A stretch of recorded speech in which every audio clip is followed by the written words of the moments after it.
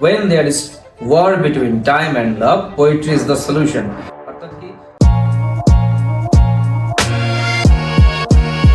Hello, welcome to my channel the enlightenment of literature. আমি সঞ্জয় পাল। আজকের মূল বিষয় যেটা আমরা ডিসকাস করতে যাচ্ছি সেটা হচ্ছে উইলিয়াম শেক্সপিয়ারের লেখা, ওয়ার্ল্ড ফেমাস কবি উইলিয়াম শেক্সপিয়ার, তার লেখা সনেট 18। এটাও ওয়ার্ল্ড ফেমাস কবিতা। তিনি মোট 154টা সনেট লিখেছেন, তার মধ্যে প্রথম 127টা কোন একটা মেল ফ্রেন্ডকে লেখা হয়েছে ক্রিটিক্সদের কথা অনুসারে। তো আজকে যে কবিতাটা সনেট 18 আমরা ব্যাখ্যা দিতে যাচ্ছি সেটা ট্রিবিউট করা হয়েছিল মিস্টার ডাব্লিউএইচকে, লেখকের বিলাভেড ফ্রেন্ড বলা যায়, মেল ফ্রেন্ড, কোনো মহিলা না, বিলাভেড ফ্রেন্ড। এবং শুরু করার আগে লেখকের ব্যাপারে আমরা যদি ছোট করে দেখিনি, উইলিয়াম শেক্সপিয়ার জন্ম হয়েছিল 1564-তে এবং মৃত্যু হয়েছিল 1616-তে। মাত্র 52 বছর বয়সী একজন লেখক এই পৃথিবীতে ছিলেন এবং 52 বছর বেঁচে ছিলেন এবং সেই 52 বছর বয়সে এমন কিছু করেছেন যে আজকেও, মানে আজ থেকে তার মৃত্যুর পর থেকে আজ প্রায় 450 বছর প্রায় কমপ্লিট, আজও আমরা এতটাই ফেমাস তাকে মানে করে দিয়েছি, তার কথা পড়েছি লিখেছি যে ভাবার বিষয়। আর সব থেকে ইম্পর্টেন্ট একটা চিন্তার বিষয় কি, যে তার লেখালেখিগুলো অমর হয়ে গেছে। প্রত্যেকে বুঝতে পারে যে অমর কবিতাদের মধ্যে কিছু কিছু লেখালেখির যারা আছে তার মধ্যে উইলিয়াম শেক্সপিয়ার লেখা বিভিন্ন নাটক, গল্প, কবিতা ইত্যাদি আছে। মাত্র 39 তিনি প্লে লিখেছিলেন এবং 154 সনেটস লিখেছেন, তার মধ্যে 127টার মধ্যে প্রথম সিকোয়েন্সের মধ্যে সনেট 18 আসছে। সনেট 18 এর ব্যাপারে পরে জানছি, আগে আরেকটু জেনে নিই লেখকের বিষয়। He is called the bard of Avon.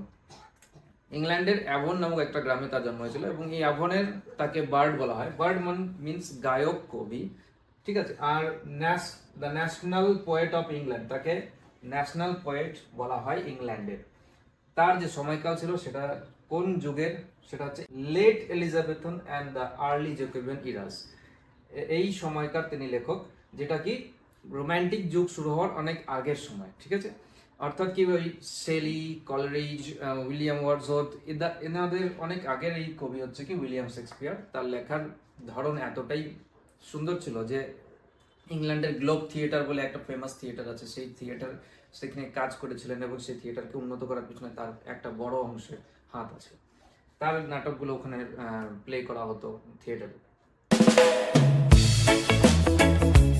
তো আজকে যে কবিতা উইলিয়াম শেক্সপিয়ারের সনেট 18, এটার স্ট্রাকচার যদি দেখি আমরা, 14টা লাইনের টোটাল যে কবিতাটা আছে তার মধ্যে লাইনগুলোকে আয়াম্বিক পেন্টামিটারে লেখা হয়। আর 14 লাইনের মধ্যে যদি আমরা ফার্স্ট 12টা লাইনকে আমরা ডিভাইড করি 4 দিয়ে, তাহলে আমরা যে 3টা স্ট্যান্জা পাবো, প্রতিটা স্ট্যান্জাতে 4টা করে লাইন থাকে, এই জন্য এক একটা স্ট্যান্জাকে এক একটা কোয়ার্ট্রেন বলা হয়, ঠিক আছে। তো ডিভাইডেড ইন্টু 3 কোয়ার্ট্রেন, মানে 3টা কোয়ার্ট্রেন, অর্থাৎ এক একটা স্ট্যান্জার মধ্যে 4টা লাইন থাকছে। আর ফাইনাল দুটো লাইনকে আমরা বলি রাইমিং কাপলেট। রাইমিং কাপলেট ছন্দবদ্ধ দুটো লাইন, সেই লাইনগুলো একটা স্ট্যান্জা কমপ্লিট করে এবং মাত্র দুটো লাইনে একটা স্ট্যান্জা হয় লাস্টে। তাহলে আমরা যদি স্ট্রাকচার বা ফরমেশন দেখি, তাহলে হচ্ছে 3 কোয়ার্ট্রেন 1 কাপলেট, 3 4 12টা লাইন প্রথমে, আর লাস্টের দুটো লাইনে 14টা লাইন। এইভাবে সনেট হয় শেক্সপিয়ারের।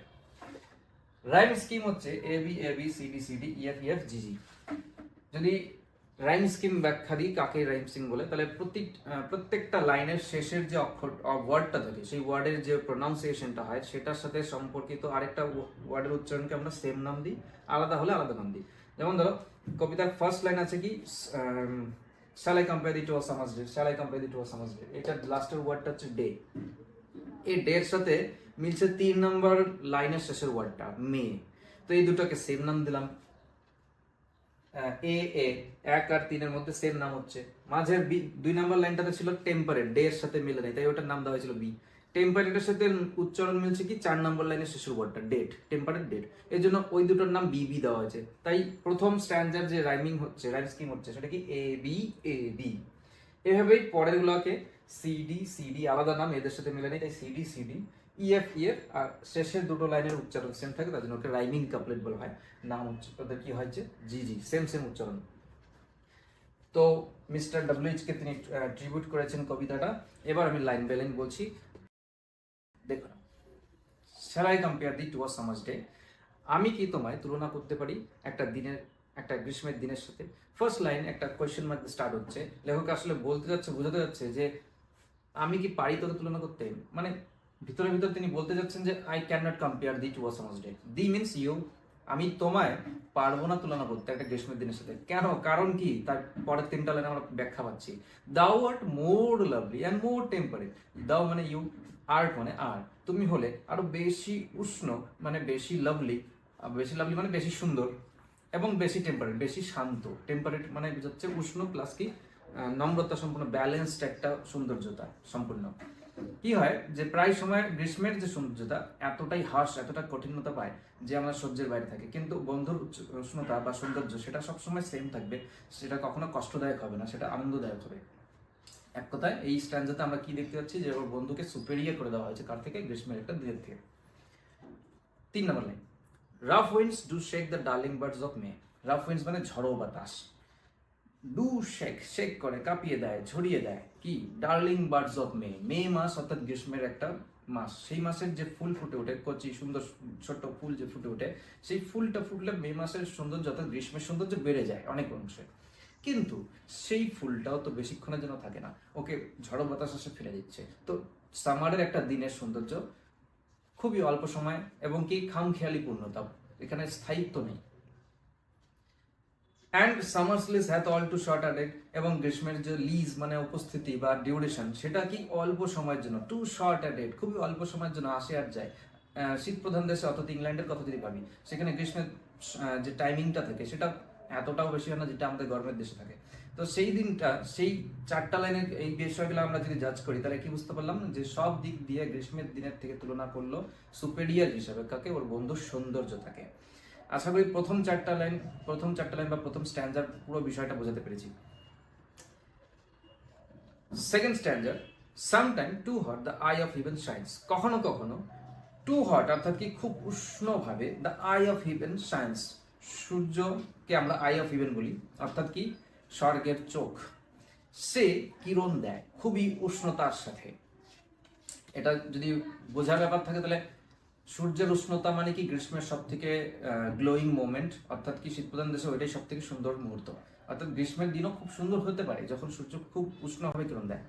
একটা মূল বিষয় যেটা নাকি রোমান্টিক যুগের লেখকরা যেই থিমের উপরে বিচার করে তারা লিখতেন, সেই জিনিসটা আমরা এই উইলিয়াম শেক্সপিয়ার লেখা সনেট 18 এর ক্ষেত্রে প্রযোজ্য বলা যায়। সেটা হচ্ছে কি, when there is war between time and love, poetry is the solution।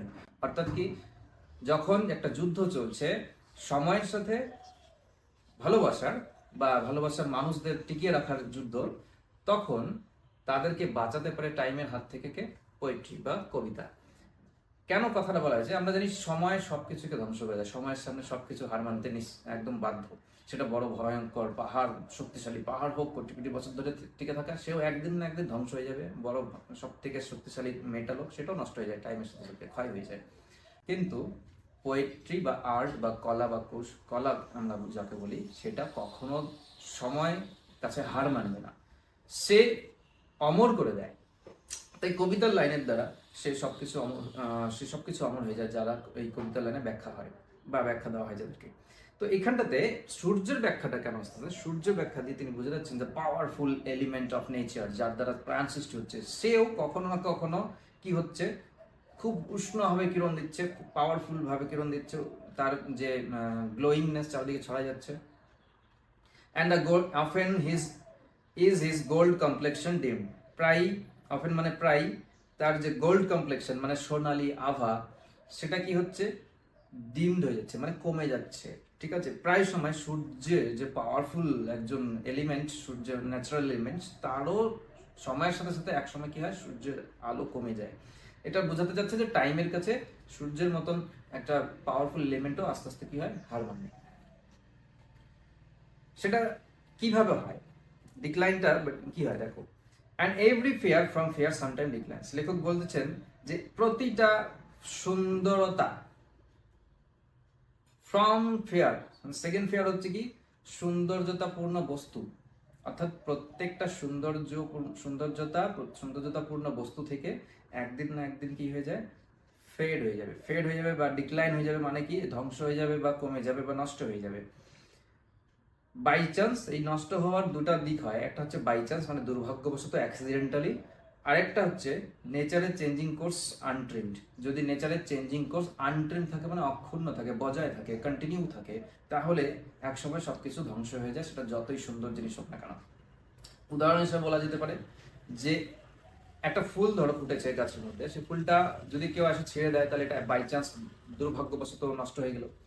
কিন্তু যদি ফুলটা কেউ না ছিঁড়ে তাহলে সৌন্দর্যতা শো করতে করতে এক সময় যাবে, একদিন যাবে, পরের দিন আস্তে আস্তে কি হবে, মুরঝে যাবে, ওর কালার ফেড হয়ে যাবে, ও আস্তে আস্তে পাপড়ি খসে পড়বে। তো এইভাবে নেচারের পরিবর্তনের দ্বারাও কি হয়, আস্তে আস্তে ধ্বংস হওয়ারই সবকিছু, everything is the object of decay. প্রত্যেকটা জিনিস একদিন না একদিন ধ্বংস হয়ে যাবে। কার দ্বারা? সময়ের দ্বারা। আর যদি সময়ের না হাতে না হয় তাহলে অ্যাক্সিডেন্টলি হয়। তো লেখক এই থিমের উপরে বিচার করে বলছে, বাট দাই ইটার্নাল, দাই মানে ইয়র, ইটার্নাল সামার মানে চিরস্থায়ী গ্রীষ্ম, গ্রীষ্ম মানে এখানটাতে বোঝাচ্ছে সৌন্দর্যতাকে, তোমার চিরস্থায়ী সৌন্দর্যতা। লেখক বলেছে চিরস্থায়ী সৌন্দর্যতা মানে যেটা কোনোদিনও ক্ষয় হবে না। চিরস্থায়ী সৌন্দর্যতা শ্যাল নট ফেড, কোনোদিনও ক্ষয় হবে না, ফেড হবে না, নষ্ট হবে না। এত পাওয়ারফুল লাইন কি করে বললে? এত সূর্যের সাথে তুলনা করে, সূর্যকে চ্যালেঞ্জ করে দিল, মানে গ্রীষ্মের দিনকে, মানে সিজন, ওয়েদার, এমনকি natural element, most powerful element সূর্য, এদেরকেও চ্যালেঞ্জ করে স্টমারের কাছে এরাও হার মানে। কিন্তু লেখকের বন্ধুকে তিনি বলছে তোমার যে সৌন্দর্যতা ইটার্নাল, সেটা কোনোদিনও হারাবে না। কি করে বলতে পারছে দেখি, nor lose possession of that fair thou owest, এমনকি হারাবে না তুমি তোমার অধিকার, পজেশন মানে অধিকার বোঝায়, সেই সৌন্দর্যতার অধিকারটা তুমি হারাবে না যেটার তুমি কি ওয়েস্ট অর্থাৎ মালিক, owner. Nor shall death back the wonders innocent, এমনকি অহংকারী মৃত্যু, যে নাকি গর্ব করে সবসময় যে যার ছায়ায় সবকিছুকে আসতে বাধ্য একদিন না একদিন, সেই মৃত্যু অহংকার করে বলতে পারবে না যে তার ছায়ায় তুমি কোনোদিনও ছিলে। তোমার সৌন্দর্যতাকে কখনো সে তার ছায়া নিতে পারবে না। শর্টকাটে একই লাইনটা মানে কখন নিতে পারবে না? মৃত্যুও হার মানবে কি করে? when in eternal lines to time thou growest, যখন এই ইটার্নাল লাইনের মধ্যে দিয়ে, ইটার্নাল লাইন মিন্স চিরস্থায়ী, ইটার্নাল মানে যা চিরস্থায়ী থাকবে, যেটা পার্মানেন্ট। ইটার্নাল লাইনের দ্বারা কবি লেখক নিজেই বলে দিয়েছেন, কবি এখানে বলে দিয়েছেন যে তার লাইন বা কবিতার লাইনগুলো হচ্ছে ইটার্নাল, ক্ষণস্থায়ী না, চিরস্থায়ী।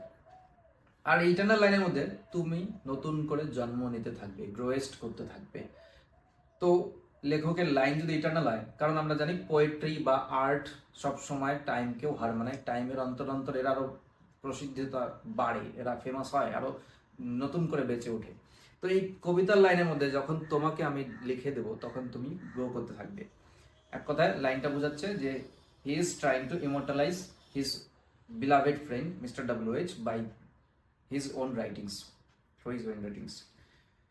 সো লং, লাস্ট দুটো লাইন, তিনটা কোয়ার্টারিন প্লাস শেষ। এবার আমাদের লাস্ট দুটো লাইন, যেটা নাকি কনক্লুশনও বলা হয় পুরো 12টা লাইনের, সেটা কি?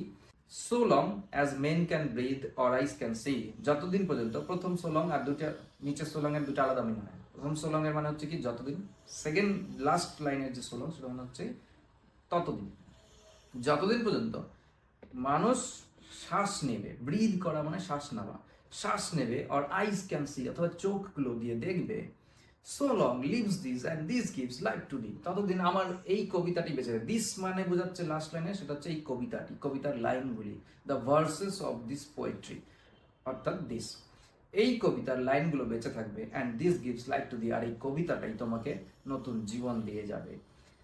তো এই ছিল পুরো 14টা লাইনের ব্যাখ্যা, line by line, word by word. যদি তাও কোনো সমস্যা থাকে তাহলে অবশ্যই কমেন্ট করে জানাবে, আমি এটা এক্সপ্লেনেশন দিয়ে দেবো আরও সহজ ভাষায়, যাতে তোমাদের সুবিধা হয়।